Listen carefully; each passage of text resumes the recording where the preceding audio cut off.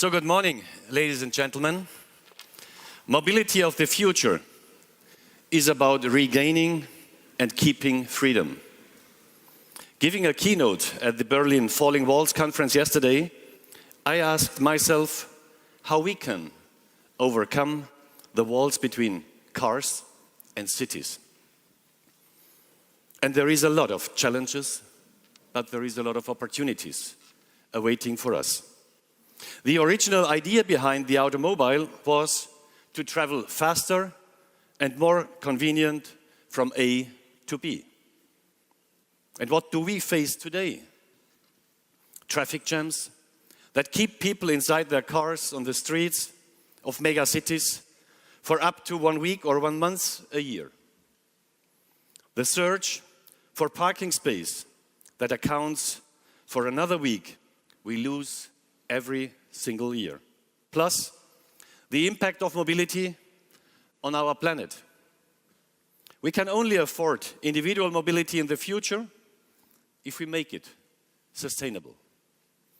It's all about finding new efficiencies and efficiency formulas, using space, time, resources as smart as possible. And it's not about banning traffic or setting up random rules such as car-free days.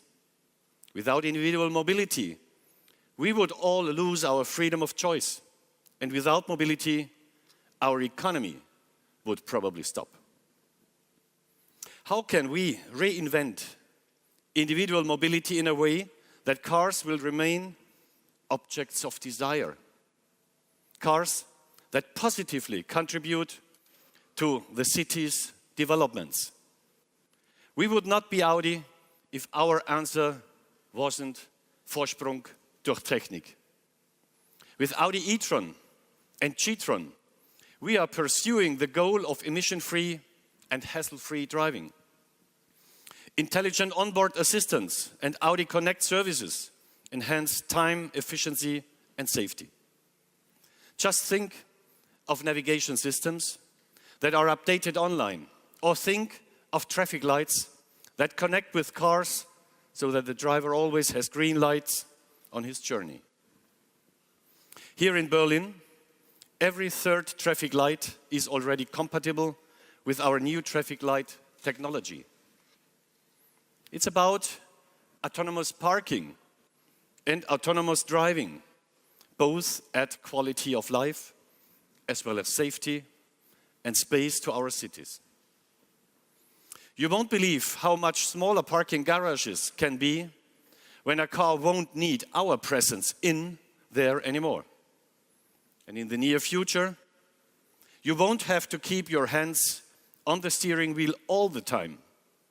That constant stop and go in traffic jams can be very tiring. And in a spectacular world premiere 3 weeks ago, we arranged for an Audi RS7 to drive without a driver at race speed on Hockenheim racetrack. Not only our products, but also our new mobility offers can be answers to the needs of people living in cities and urban areas. People keep asking me about our position on car sharing. We don't want to imitate rental car services. We would a premium customer want to share with? With another premium customer? With a good friend? In Stockholm, we have just launched Audi Unite. We address a new generation of urban customer groups and give them flexible access to cars with a true premium experience. Up to 5 friends, co-workers or neighbors choose one car and share it. And it could be an R8. Our smartphone app integrates driving into people's digital life.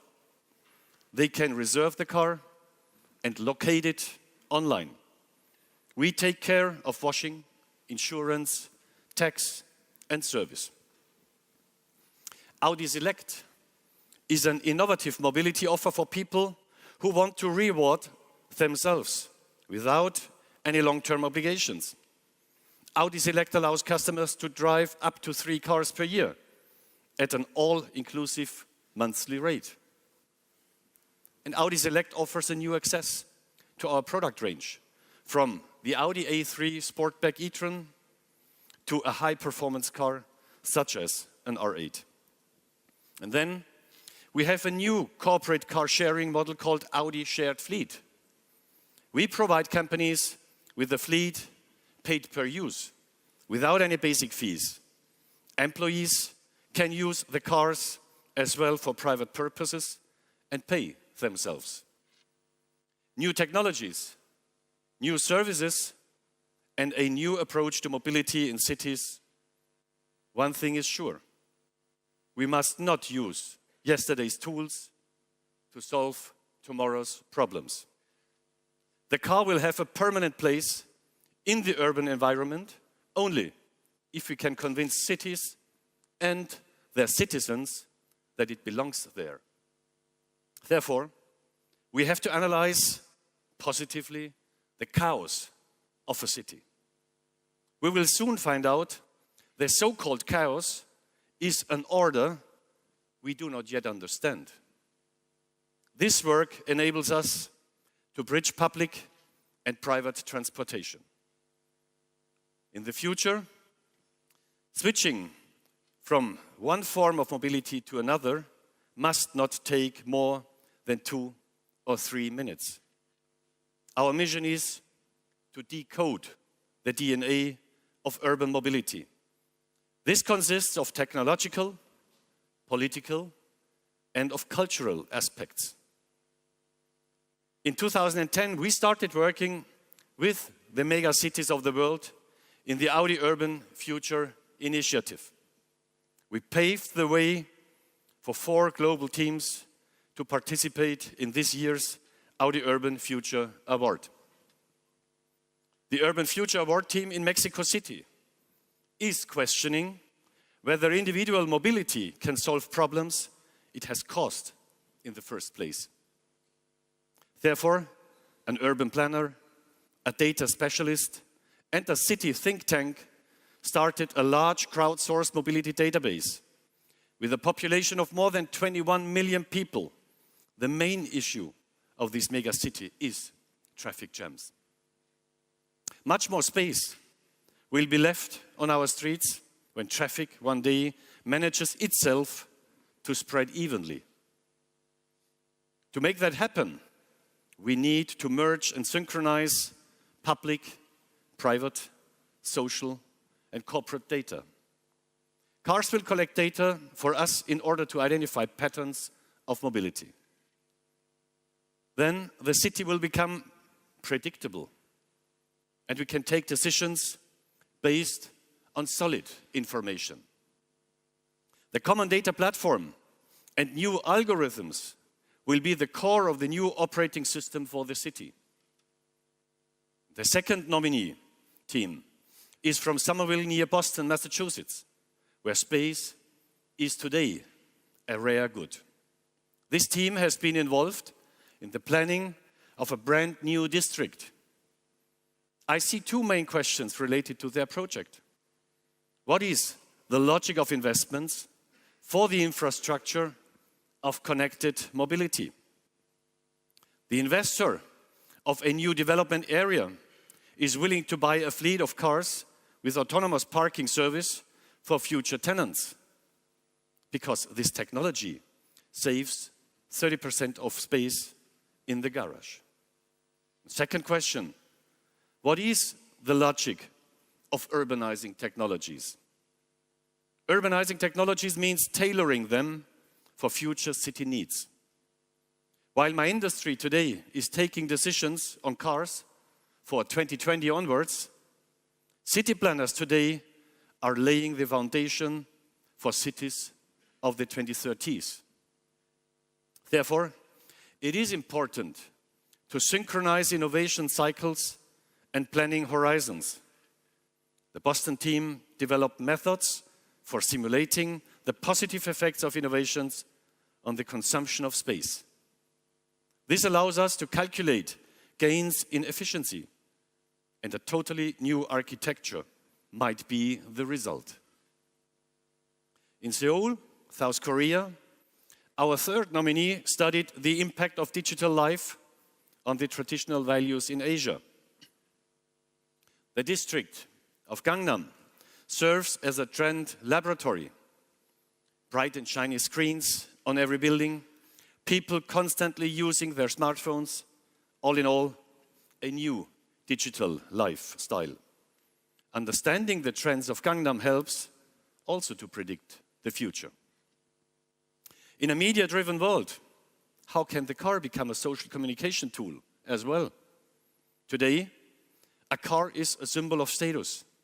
The bigger, the better. Tomorrow, the car might become a truly smart and social mobile device and partner. An interface to the city, displaying the mood and life of its driver and how the society benefits from him or her. Our Team 4 here in Berlin explored the question, how can various modes of transportation, public and private, form a smart network, especially when bridging the last mile. The team had the idea to offer a car-sharing service with autonomous driving for the last mile in a business district. Our individual freedom will be increased if we all share a lot more. People will share more private data if they know two things. They help the whole of the society and they will benefit themselves. We spoke to elevator manufacturers who use algorithms based on individual destinations. That's how they predict future streams of mobility and control their elevators. Just imagine how much better you could control traffic if every one of us shared where he or she wants to go in the near future. This will result in self-optimizing, self-learning systems. Ladies and gentlemen, those 4 different cities stand for thousands of others worldwide. In 2015, we will continue our work in the Audi Urban Future Initiative and call for urban planning partnerships all over the world. I'm very pleased to see that more and more local governments want to set up smart cities with the latest technologies. This is why Joseph Curtadone, the mayor of Somerville, Massachusetts, for example, is also here today. Thank you for coming.